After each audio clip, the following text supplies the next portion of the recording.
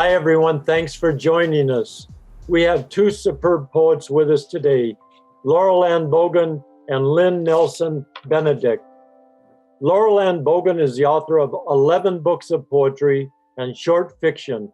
The two most recent ones are Washing a Language and Psychosis in the Produce Department, New and Selected Poems, 1975 to 2015, both published by Red Hen Press. From 1900 to 2021, she taught poetry and performance at UCLA Extension's Writers Program. Along with Suzanne Lummis and Linda Albertano, she is a founding member of the celebrated poetry performance ensemble, Nearly Fatal Women. They have performed at the Knitting Factory in NYC, Cornell University, Knox College, Beyond Broke Literary Arts Center, the DA Center for the Arts, and other venues.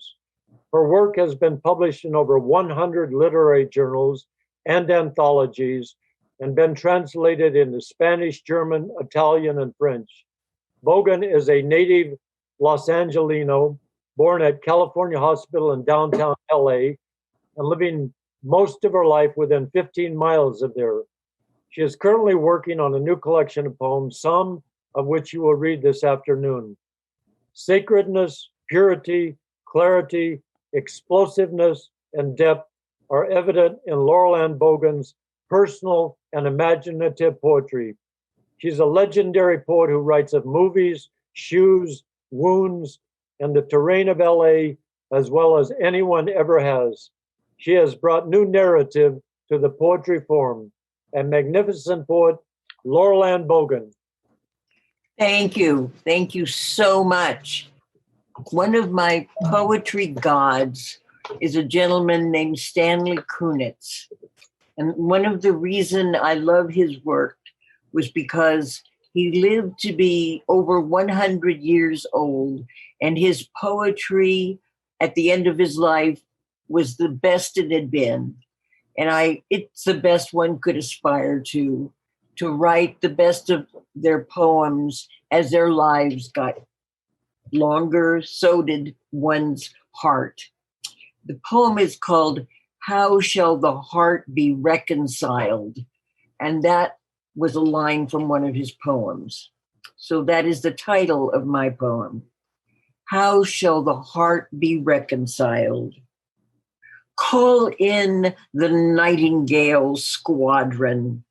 Let them sing where stitching needs repair. And that gash that weakens the beat, spark it up. Surely song jumpstarts even the most sluggish mind. The heart shrinks from the daily assault of boredom and unending demands. I could say, get plenty of rest, eat broccoli, and call your mother. Instead, open everything. Throw back your arms. A life of creative abandon mends what creeps in, unbeknownst to all. How shall the heart be reconciled? Say yes. This next poem is entitled Automatic Pilot. Language on automatic pilot. Think computer translation, speech without conscience, no music, no heart, not my fault. I wasn't there. The TV said, the feed said, someone else said, not me, not me, not me.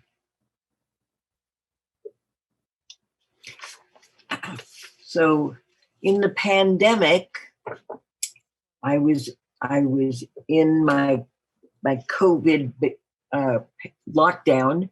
And so I wrote this poem. It's entitled My 5-Room Kingdom. Mine 3 Kit Kat clocks. Mine the wall of achievement.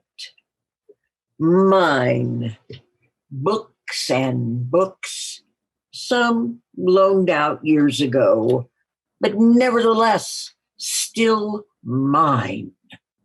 Mine clothes size small to extra large. Mine photos of family and friends, some living. Mine the mystery cabinet of gifts, always prepared, from tin robots to rose soap. Mine drawers of pills, mostly expired. Mine the ashes of Chumley poetry cat on top of my bookcase. Mine Beowulf, who thinks he owns this kingdom and will inherit the West Hollywood parking control secret access code and the engraved scepter of eternal treats. But I don't think so. Yes, Beowulf, who thinks he owns my apartment. He just lets me live here. Anyway, so I'm not a terribly political person, but this is my political poem that I wrote about, well, you'll probably be able to figure it out. It's in 2 parts, and it's entitled The Somnambulist's Lament. 1. Had I noticed sooner, I still would not have believed it. No matter how I've shuffled, then reshuffled those old ghosts. At best, it was an inconvenience. The scratching in our walls became commonplace. I got by sleeping. Then one day, insects claimed majesty. First, the air soured, crisped the edges, only the edges of breath, then banked toward the unsuspecting heart. 2. 2 days before exposure, I swallowed untruth because it was easier than to face his orange rage. We grind our jaws, tune him out, and dab the foundation, flesh number 5, before the cameras roll. He could pass for human. Just cover up the slime with a bad comb over, camouflage that belly behind red silk lies. And remember, the art of the steel steals more than art itself. This is called Lullaby for an Imagined Child. I never water my plants, so what makes you think you would be any different? It's not that I did not try. The first attempt was an orchid, a gift that required a commitment and directions to be followed. I followed. Then the amaryllis, the hydrangea, 3 types of ferns. Caveat emptor, they say. I knew I would make even the most prickly cactus shrivel. I have no manual, oh zygote, oh whim of imagination that could sprout offspring that thrive. Much rather spawn poetry, croon, hush little poem, don't you cry, mama's gonna sing this lullaby. Much easier to birth, to care for, to put down, and to shelve.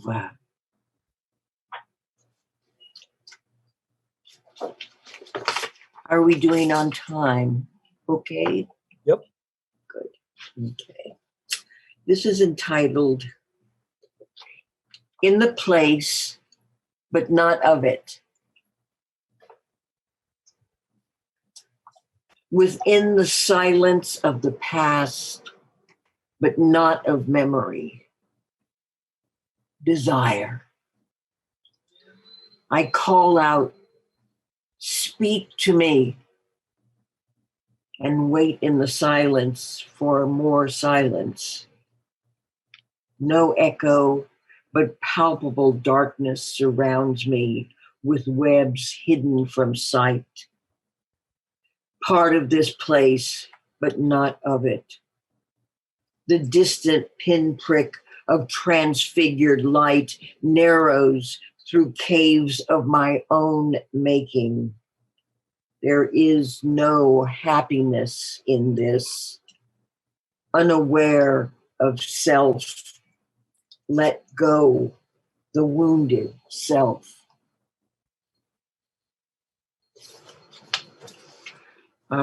I never had children of my own, but some friends of mine had a grandbaby fairly recently, and I saw a photograph of this little boy, and it was the cutest thing I ever saw, and it was so cute that I felt inspired to write this poem, and it is called Jonah at 5 months. Wiggling sprig, let the world wind up its delight machine, you newfangled sprout, you sloppy kiss, you whirling carousel of abundant shebang. All is yes and exclamation. Who can deny you? Not the wind humming its lullabies in your ear at night, or that October sun waiting for you each morning, all butterscotch and honey. Let it spill over, ooze gold laughter and joy, sweet, sweet joy.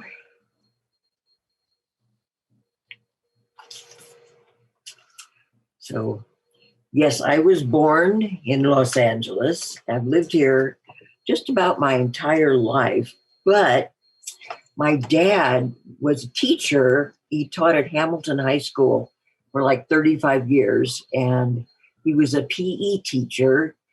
Needless to say, we took a lot of road trips, and we drove to New York several times because he was born in New York, and went to see the relatives, etc. And one of the trips, we took several trips on Route 66. And this takes place, it's a ode to Route 66. It's entitled Route 66 on Guard. Kicked to the curb, America is packed and headed west. Who cares what litter-strewn history it leaves in its wake? Let's trash the whole damn place. Smash every knuckle we have down the throat of ladybirds' beautiful spaced out skies. Families or not, all wheels on the move for adventure, a handshake, and opportunity across a seething desert with no air conditioning. Static whines On and on. Bugs kamikaze the windshield with their yellow and green pulp. Somewhere, a triceratops guards the check-in office on this highway of truck stops and dinosaur-themed motels. We look for arrows of neon, search the horizon for a signpost towards our own personal twilight zone, one where a dude with a skinny tie points us to next stop, miniature golf. This ramp, fresh beef jerky. 2 miles to Tumbleweed Cafe. Over the edge to anywhere but here. We are in the back seat of privilege, singing with Dinah Shore, see the USA in a Chevrolet. Black and white TV told us this was the dream, and it alone was the dreamer. And I will end with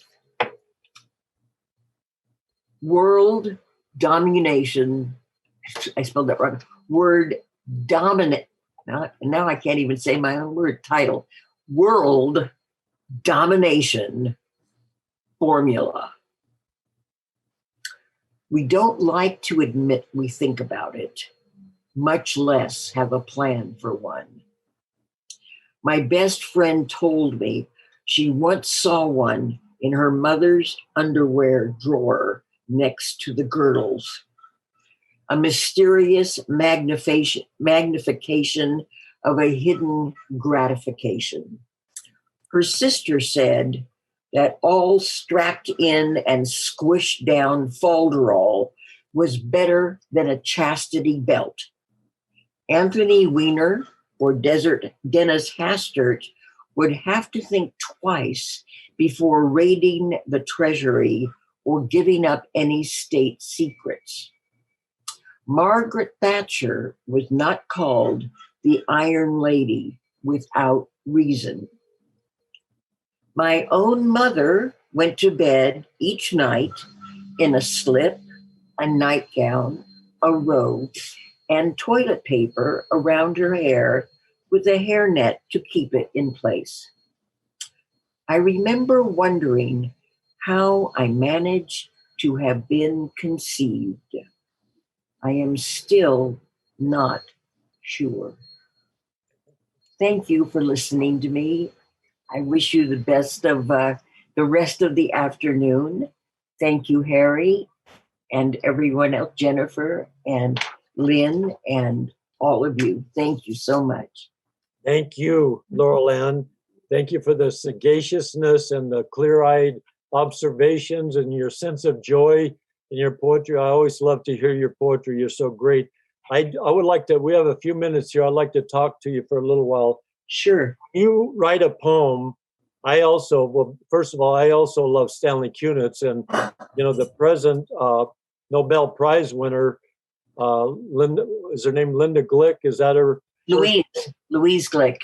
Louise Glick. Yeah, she loved, he was her mentor, and he would always tell her to delete some lines. He was very strict, but I loved his collected poems, and I like to read him too, for the reason you mentioned, the longevity. And for you, how do you begin a poem? Just take any one of the poems you read today. How Shall the Heart Be Reconciled, or your poem on Route 66. Just take one of those and let us know, how do you begin a poem? Well, I keep a little book because I often am stuck, and I know as a poet, you have to be able to write poetry.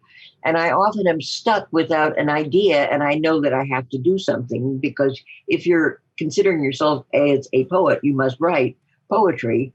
And so I have a book, and whenever I usually get most of my ideas for poems from other poets. And if I read something well, T.S. Eliot has been quoted, which may or may not be true, as saying, minor poets borrow, major poets steal. So if I read something like what I wrote based on that line from Stanley Kunitz, and I think to myself, God, what a great line. I'm going to steal that line, but be sure and give him credit for it. I put it in that book. And when I feel like it's time for a poem, I go, oh, that's a good one. In fact, that is most of the poems I read today. I just got back from a writer's retreat, and I have a book that I'm supposed to turn in a manuscript for next spring. And I was quite remiss. I didn't have enough poems for it. So I signed up to go to this writer's retreat, expecting them to be giving me prompts. And when I got there, I was told, no, they're not giving you prompts. You got to come up with your own prompts. And I'm going, oh my God, what am I going to do? So I brought this book with me that I had all these prompts for like years and years of prompts. And so I just went through and picked the one that I thought I had the most possibility of coming up with a poem for. And that was how that particular one started. But I also, I get ideas from that. Also, listening. I have a very large collection of CDs of poets reading their poetry, and a combination of hearing their voices reading their own poems. The Academy of American Poets, now they no longer do it, much to my sorrow, had a huge collection they used to sell of CDs of major American poets reading their own poems. And I have managed to still have some that are, in good condition. Everybody from, Sharon Olds and Mark Strand, Galway Cannell, to people like, Philip Levine, more from that era. And I use them a lot in teaching, and take them, the ones that have the most vital voices, and use them to teach students, as similar types of prompts.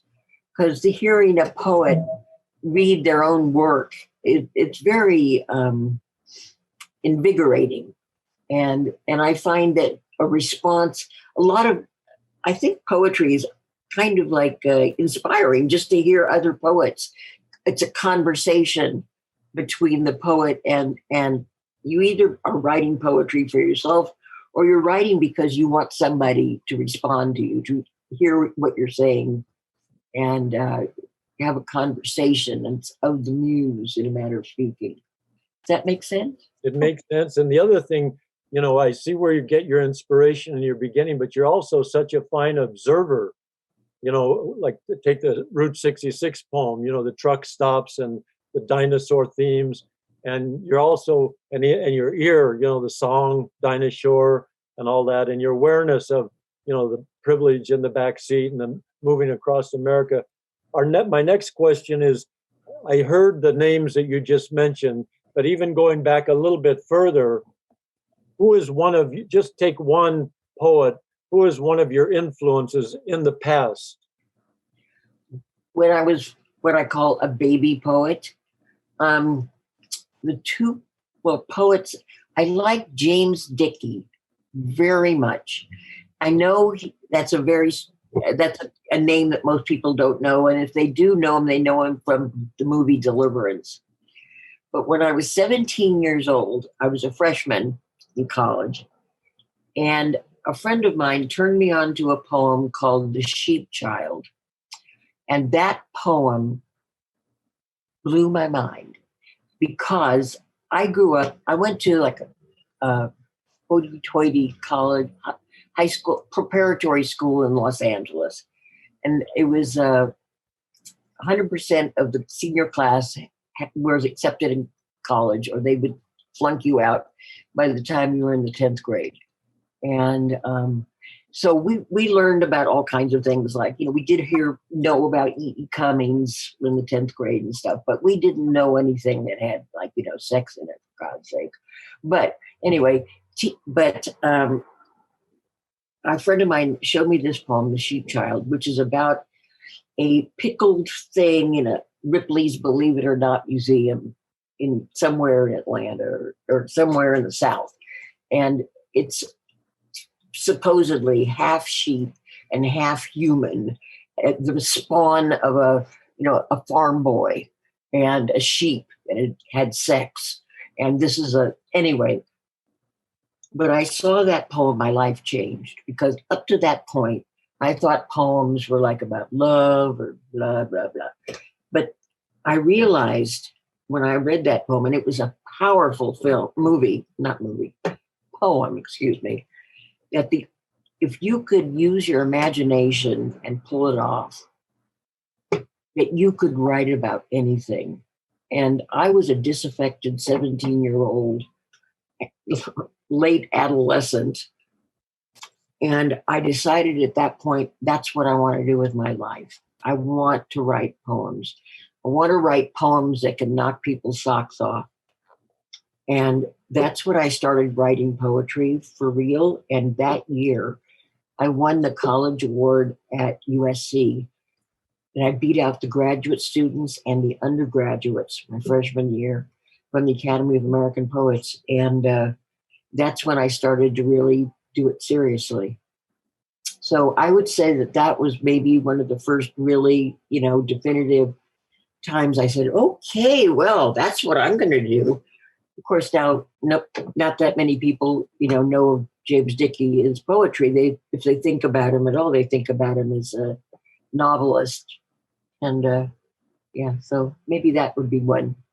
That was great. And you have 2 minutes left before Lynn comes on. You've taught a lot over the years. Just take a minute and a half, and just what would you say to young beginning poets? What would you tell them to focus on? Well, okay. I think most poets, especially if they're young poets, the most important thing they can do is read. Read all kinds of poetry, because you need to know what has been written in order for you to blaze your own, poems. You need to get all the possible inspiration you can from all the eras of poetry and all the different voices. And if you speak more than one language, read that too. And the best you could do, I used to love just to go in bookstores, although there aren't so many bookstores anymore, but there are plenty of, websites, and most of them, you can read anything online, and, develop your own taste in what you like to read. And then, try writing poems to those poets, see if, like as I did based on some of the poems I read today, like the one to Stanley Kunitz, etc. I hope I've brought some light to your afternoon, and I'm looking forward to hearing the rest of the program. Thank you, Mary. Thank you, Laurel Ann. That was magnificent as always. Thank you. A third-generation Californian, Lynn Nelson Benedek, lives with her husband Tom in Altadena under the spell of wildflowers, orange blossoms, and the San Gabriel Mountains. A longtime psychotherapist, Lynn is passionate about the importance of human connection and believes in the power of poetry to heal, connect, and enchant us. Lynn earned her MFA in writing at Pacific University in Forest Grove, Oregon. She has had poems published in a number of journals, in 6 anthologies, and in 3 full-length collections.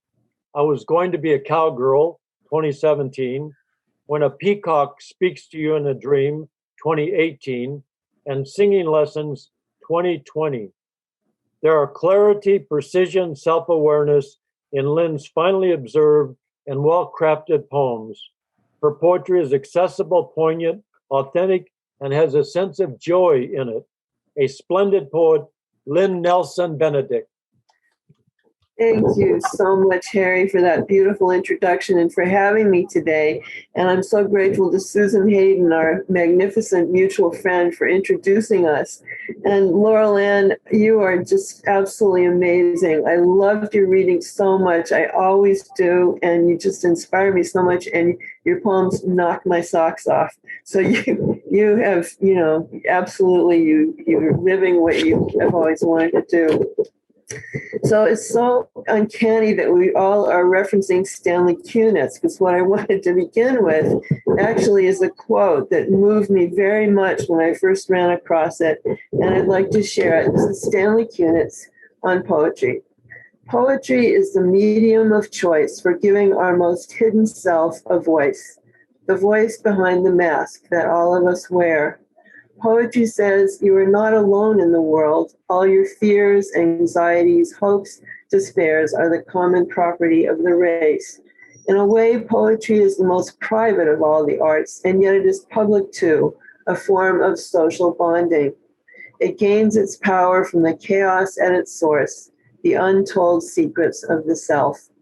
The power is in the mystery of the word. The first poem I'd like to read is an artist statement of sorts in the form of a list of some of the things I like to include in my poems and some of the things I like my poems to be. And it's called Ars Poetica. A few feathers, a ton of bricks, considerable rocks, a big grin, a lot of grit, joy, pain, an inside joke or two. A smile, a sigh, a deep breath, plain words and fancy, bees, butterflies, both or neither, a punch in the gut, music, sonorous or tripping, a change of heart, a flash of truth, a Hail Mary pass, and 4 hallelujahs, part contrivance, part wonder, part pawn shop, part patisserie, mostly song and 1 part prayer. Shaggy and ragtag or button down, spare or rambling depending, part sage, part buffoon, part preacher, part teacher, part stripper, too big for its britches, part doubt and part faith, part gingerbread, part opium, part teacup, part star. And poetry is a kind of blessing. And this next poem is dedicated to my son and his beloved. Madly in love. Yesterday, on an armchair tour of my college campus, 50 years on, 21 fountains, 18 courtyards, edible plants, fruit, and olive trees. At the college art gallery, flowers and birds and Japanese art of the seasons on wood blocks, kimonos, and inro.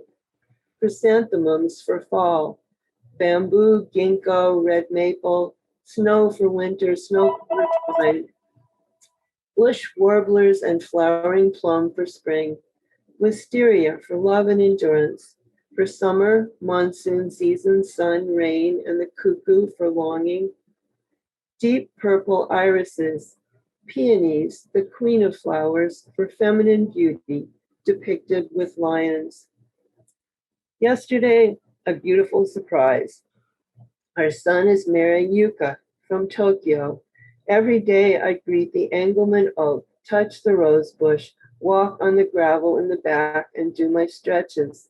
The kids, what I call them now, brought souvenirs from a friend's wedding in Tepoztlan. Tiny gourd painted green and pink, small bird tapestry, sombrero keychain made of clay, turtle refrigerator magnet. Before bed, our son called. Yuka's mom cried when she heard the news. Tears of happiness? I asked him. I knew the answer. She and I would have arranged this marriage in another time and place. They are perfect.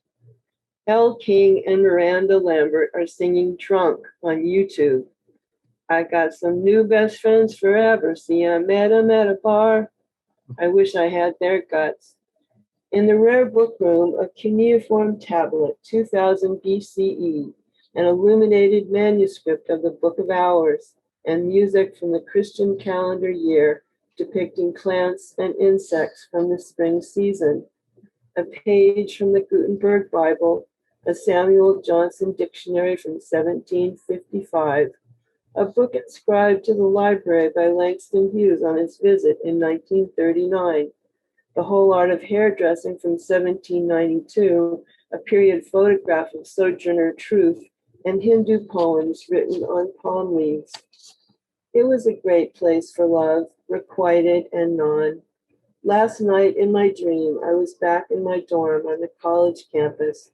There is always more to learn. Tom and I are cooking fish for dinner and soba. Yuka's mom picked out the noodles. Yuka brought them from Japan. They're her favorite. Every day I pray, may this love be lasting. May this love be true. And Frost wrote, a poem begins as a lump in the throat, a sense of wrong, a homesickness, a lovesickness. It is never a thought to begin with. The next poem is a kind of return, and it begins with an epigraph by Annie Oakley. And it's called Out West. Out West. I ain't afraid to love a man, Annie Oakley. I was going to be a cowgirl when I grew up, or a dance hall girl. Either way, I liked the outfits, crimson satin and petticoats or fringed rawhide skirts. Last summer at the museum in Cody, Wyoming, I learned that Annie Oakley, peerless lady wingshot of the Congress Rough Riders of the world, of the high boots and the sharpshooting medals pinned across her chest, was not only the darling of Buffalo Bill's Wild West show, but in the good graces too of dignified Sitting Bull, who called her not Little Miss Sure-Shot, a mistranslation from Lakota, but little person who does good things. Here's what they say: shoot straight, speak the truth, give more than you get, forgive more than you're forgiven. The snow took her dad. Her mother sent her to the poor farm, where she was mistreated and overworked, where the devils threw her out in the cold, where the snow could have taken her too. When her mother brought her home at last, Annie shot birds, stacked them in a basket for market, so good at shooting, she paid off the family farm. At 15, she beat Frank Butler in a shoot-off, shot down bird after bird. He couldn't resist a girl with a gun. He courted her so sweet the nightmares went away. I ain't afraid to love a man, she'd say. I too can hold my own, learned the hard way, was saved by a good man's love. When I stood in that saloon where Butch Cassidy holed up after robbing a train, where whiskey burned the back of his throat and brightened his gullet like molten amber, when I saw my reflection in the carved mahogany mirror behind the bar, I saw what I was made of. I have tried to hit the marks. I have tried to be good. I have gentled considerable demons of my own. And Oliver wrote, to live in this world, you must be able to do three things: to love what is mortal, to hold it against your bones, knowing your own life depends on it, and when the time comes to let it go, to let it go. Here is a poem about grief, and it begins with an epigraph from The Wizard of Oz. And I'm going to just take a second and get a sip of water.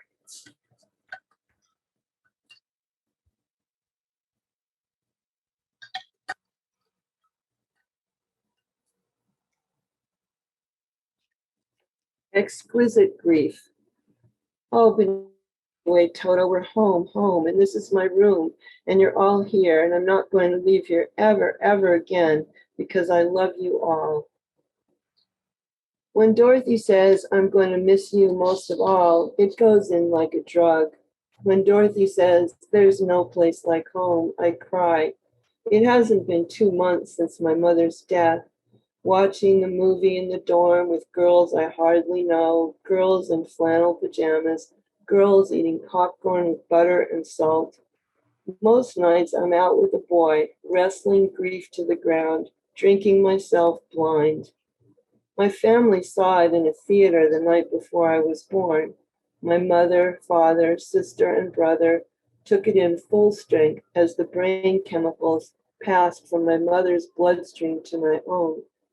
How it assaults us when we're least prepared, that invisible slayer which casts us onto the jagged shores of our forsaken selves and brings us home at last. And here's a poem of relentlessness. Forget everything I'm about to say. Be a shy child. Find solace in furry creatures and rocking chairs. Fear abandonment. Feel unlovable. Above all, carry shame. Smoke too many cigarettes. Find your worth in the opinion of others. Die inside when your mother dies. Believe me, it's your fault. Drink a lot. You'll be bolder on alcohol. Decide not to love or need anyone like that again. Resist philosophy and its easy answers. Do not make peace with impermanence. Drive too fast on mountain roads. Coast downhill with the engine off and rely heavily on the brakes. Laugh when others say all you ever wanted was to love. Ignore random signs from the universe. Do your best to override any rosy opinion of yourself. Try not to watch the geese glide effortlessly across the surface of the pond. And next is a poem inspired by a photograph taken long ago, and it also is the cover photo for my new book. And the poem is called Portrait of the Artist as a Young Woman. Is this the girl in all her messy glory? Yes, this is the girl in her messy glory. No, she does not play that guitar. Yes, the photographer is in love with the girl. She does comb her hair sometimes, yes, and the girl did just have her way with the photographer. Yes, she made that dress herself on her grandmother's singer. Yardage, yes, courtesy of Calico Corners. Is that blood on the tracks? Yes. And Modigliani's Woman with Cigarette tacked to the wall? Yes. It is 1975, yes. Next in queue, Coltrane in Paris. Yes, most definitely a Deutsche Grammophon album cover on the receiver, Tristan and Isolde spinning on the turntable. And yes, those are her Winstons. Does the girl have everything she needs? Yes, the girl has everything she needs. And here's a poem for my husband with a title from The Owl and the Pussycat. Oh, let us be married, too long we have tarried, but what shall we do for a ring? Here's what I think about why we've made it this far, because on our first camping trip, he called himself Liver-Eaten Benedek, and because he remembers the Longfellow poem he memorized in 3rd grade, because he likes to celebrate his birthday with a lobster roll and a nice jar of pickles, because when he came to pick me up for our first date, which he might never ask me on because he was shy, he showed up in his blue VW Bug that rattled and sputtered like a cartoon car, but he can make that thing go, and he's not afraid to get his hands dirty. Our son takes after him, can pick up a lizard, no problem, or a frog, bare hands, and thinks snakes are cute. Because he told me when he met me that I reminded him of someone he'd known in Paris, and I didn't take it the wrong way. And because when he described a certain woman, he said, she's a cross between Natalie Wood and Pippi Longstocking. Because he learned to cook from his mom and actually likes it, and because every night when I call him from the other room to say I'm ready for bed, he says, did you call me? Like we've never had the conversation before. And he knows how to fix things, even electrical things. And when I told our guests he'd won honorable mention in the flower arranging contest as a kid, he said, I don't like to brag. And how he talks with his hands and makes up stories about anyone and anything and could get lost in any magazine at the doctor's office. And because he doesn't have a particular type, but is open to all different shapes and sizes. And because when we went to see a Marx Brothers movie early on, Animal Crackers, he laughed like a bellows, and I did a double take and thought he was joking until I realized that was his sincerest laugh. And when I failed my qualifying exams, he spent his last paycheck on a weekend in Ohio to make me feel better. And he grew a beard and read Think and Grow Rich by Napoleon Hill because he wanted to provide for us. And after the first time we slept together, he asked, "Where'd you learn to move like that?" And he came back one day from his new day job driving for Red Top Cab Company and took me to the Sidewalk Cafe in Venice and asked, "Will you marry me, my peach?" And the next one is a poem for our son, Bumblebee. We climbed the path to the horses, my baby on my hip, the ancient one, my father-in-law, and me, and visit the fine brown mare in the stable. She bobs her head in greeting, and as we move in close, nuzzles the baby's tummy. The baby smiles at me, pure delight. Mere mention of the big black bumblebee we saw on the way down, or the way I jumped back and squealed with surprise, sends us into giggles. And I'm a personal poet, not confessional exactly, but a personal poet who favors the lyric form. And when I write a narrative poem, it's usually for the privilege of arriving in a lyric moment. And the images and threads that recur obsessively in my writing are birds, bees, flowers, trees, the moon and the stars, love, the West, travel, oceans, rivers, turmoil, loss of faith and hope. And this last poem that I'm going to read is a sort of a benediction, and it begins with an epigraph by Basho. Oozy on blossoms, a bee staggers out of the peony. The wisteria trunk, 20 years strong, twists up the legs of the arbor. Lilies of the Nile break through the ground from nowhere this drought year. We're putting in plants that hold water like camels, red bud, Otilaha poppies, euphorbia, butterfly bush, buffalo grass. We ourselves, like weeds, are hard to destroy. I should have been a sylvanologist, a student of woods and forests, like Carl von Dittersdorf, whose divertimento in D for violin, viola, and cello I heard on the radio on my drive home. Home again, I watch and wait for the sun to drop behind the mountain. I live for the way the landscape delivers itself up in layers. Avocado tree, shake roof, brick chimney, massive oak, ivy-covered slope, 3 palms, breeze dance of fronds, mountain range, lavender gray. An owl I can hear but not see calls out in response. Our back fence of weathered redwood is twined round with potato vine, leaves and clusters of star blossoms bright lit with the last burst of sun. At my back, out of view, beds planted with sweet scented jasmine, angel's trumpet, and climbing roses. A spider has spun a web from one branch of the avocado to another. A breeze catches it, and it wavers, silvery in the light, but does not break. Tomorrow the mountain will be bridled in light again. Watching where I stepped this morning, I saw a scorpion. It had not stung a single one of us. I hugged 2 white pines and laid my hand on another. May we grow strong as we hold on to each other. May our human flesh be spared the bite of snake. May we not forget the intoxication of the air, the song of the bee, or the flower drunk on its own liquor. Thank you for such a wonderful reading, Lynn. I'm glad the way you ended it too, with the scorpion and the, oh gosh, I forget, you had a couple of opposites working in there together, the love. And I just love the clarity and the complexity and the honesty. And you're writing about family, writing very intimately. I love that poem you wrote to your husband. I'm glad you mentioned Red Top Cab Company, on Electric Avenue in Venice.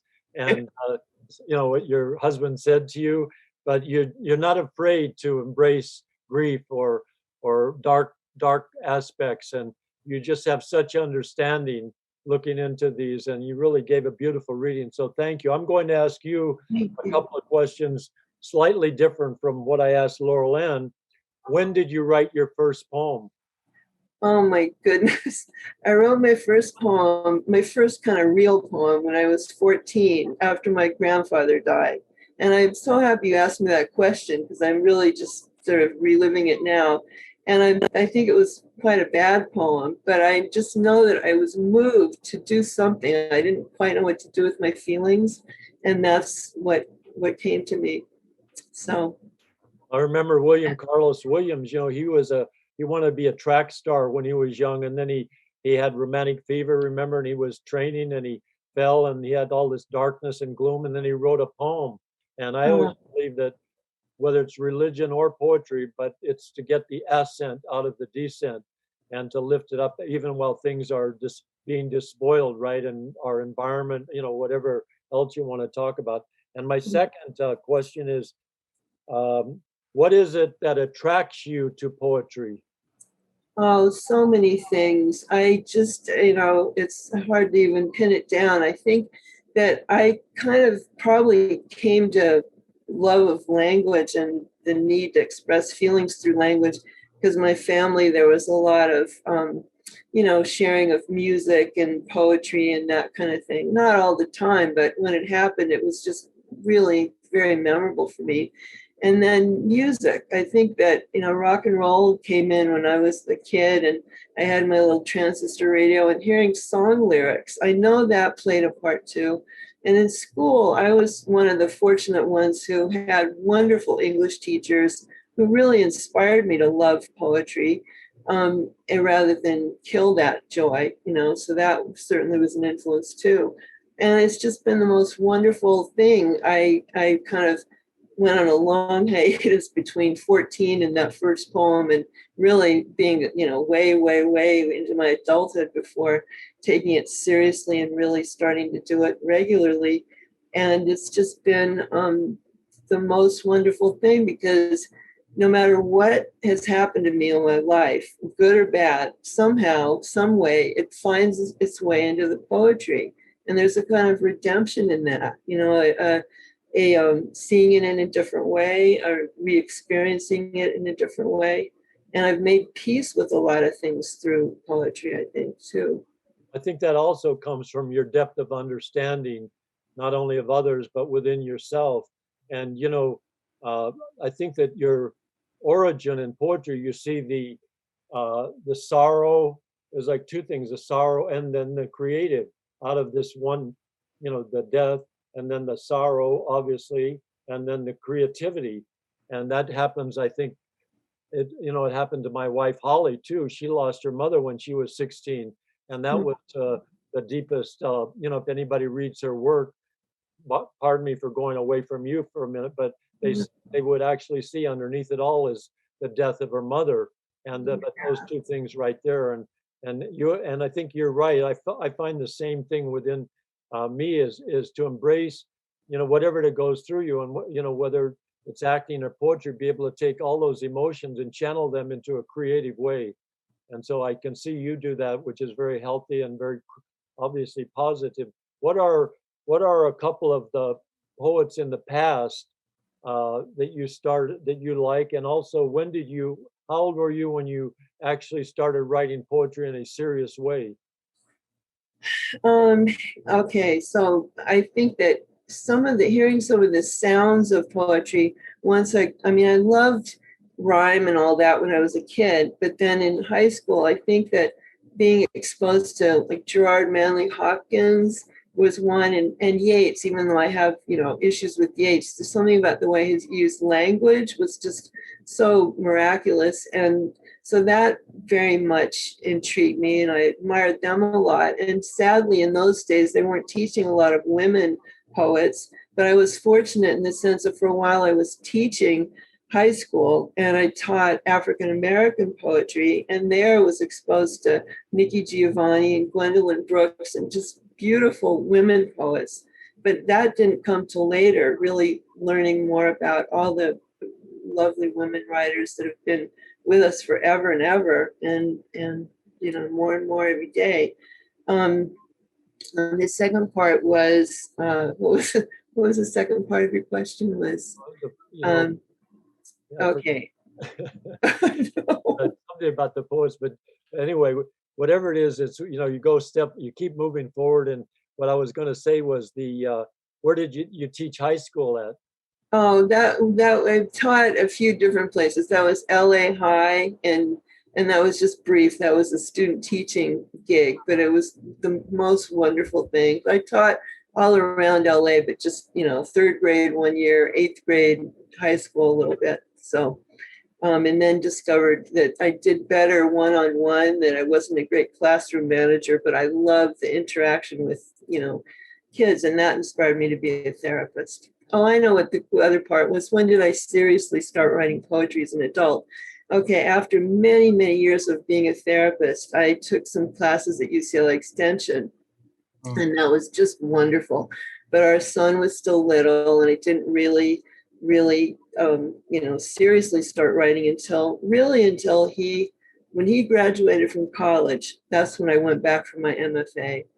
And I don't regret it, because I have so much more to say now than I did as a kid. But I also do feel a sense of like, wow, all those years I could have been a part of this amazing poetry community, which really does feel like my people more than the world of therapy ever did. Honestly, when I was like at a convention of therapists, I felt like I was, you know, I loved some of them, but I felt like I was kind of an imposter or something. But with poets and actors, I'm with my people. You know, you mentioned about the women poets. Obviously, we all went through that. I'm a little older than you, but one thing that I read recently was a critic wrote a piece about anonymous poems, and many critics believe that those may have been women. You know, those early anthologies we studied in college, because they weren't given credit, unfortunately, etc. But you know, we've learned a lot about, you know, we just had a burgeoning of women poets, African American. You talked about teaching that, and also Hispanic and multi-gender, on and on. But it's 1:59, and this has been a glorious reading with you, Lynn, and also you, Laurel Ann Bogen. And I will turn this back to Jennifer Clymer, who's the director of media here at MPTF, and she's just a wonderful person. And I'm always so thankful for her asking me to do this show. And you two are, you know, right here and now, proof of how great people can be when they really love words and they work at their craft. So thank you once again, Laurel Ann and Lynn Nelson. And here's Jennifer Clymer. Thank you so much. Thank you. It's been wonderful. Thank you, guys.